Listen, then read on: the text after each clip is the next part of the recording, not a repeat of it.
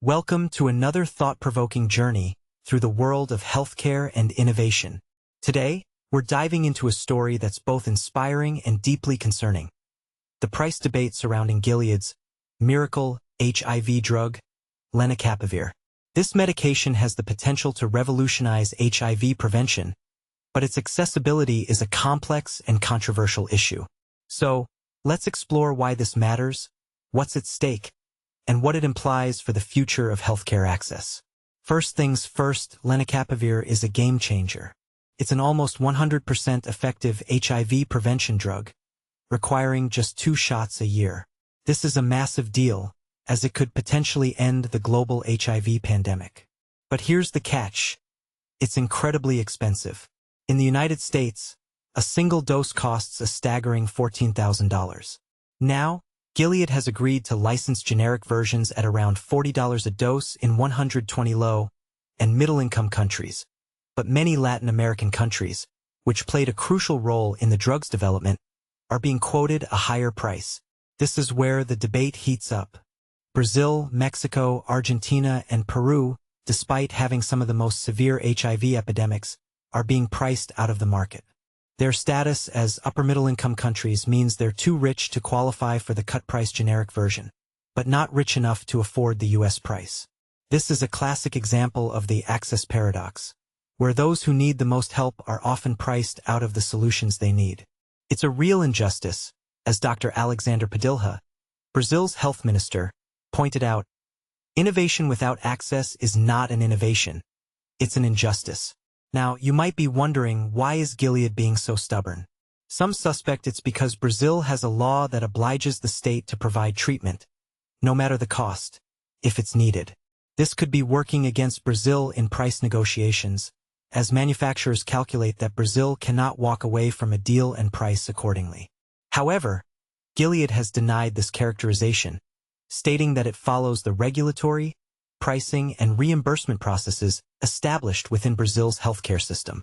So, it's a bit of a chicken and egg situation.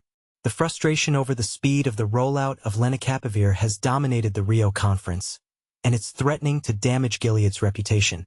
Despite Gilead doing more in the area of HIV innovation than any other major company, the lack of access is a real issue. Gilead has told The Telegraph that it understands the urgency of expanding access in Latin America and the Caribbean, but it's prioritizing countries with the greatest HIV burden and even more limited financing capacity. This is where things get interesting. Latin America is one of the few regions where the HIV epidemic is moving in the wrong direction. New infections have climbed 25% since 2010, even as sub-Saharan Africa cut infections by 62% over the same period.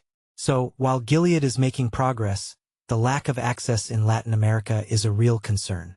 It's a classic case of the haves and have-nots in healthcare, where those with the resources are making progress, but those without are falling behind. Now, let's talk about the bigger picture. Long-acting PrEP products like Lenacapavir offer the single biggest opportunity to control the HIV virus. They're easy to administer and track, and for people at high risk of infection, they remove the stigma of having to take a daily pill.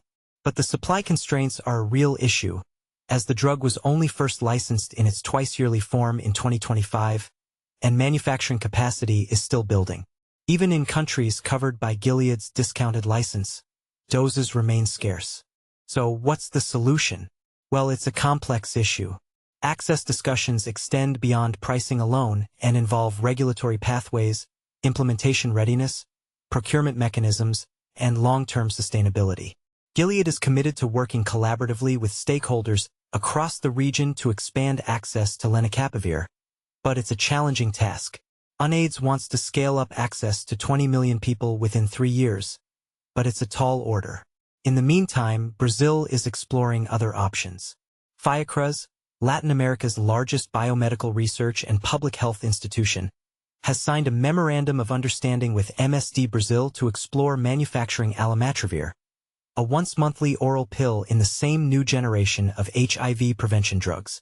If the trials are successful, this could provide Brazil with a route around the pricing standoff with Gilead. Additionally, Brazil will incorporate 7V Healthcare's long-acting cabotegravir into its PrEP program by the end of the year, as the company has offered an acceptable price. So what does this all mean for the future of healthcare access? Well, it's a complex issue with no easy answers. But one thing is clear: we need to find a way to make life-saving drugs accessible to those who need them most. It's a matter of justice, equity, and human rights. So what do you think? How can we ensure that everyone has access to the healthcare they need, regardless of their income or location? Let's keep the conversation going and explore the possibilities together. Thanks for joining me on this thought-provoking journey. Remember, every perspective matters, and every voice has the power to make a difference. So, let's keep pushing for a more equitable and just world, one step at a time.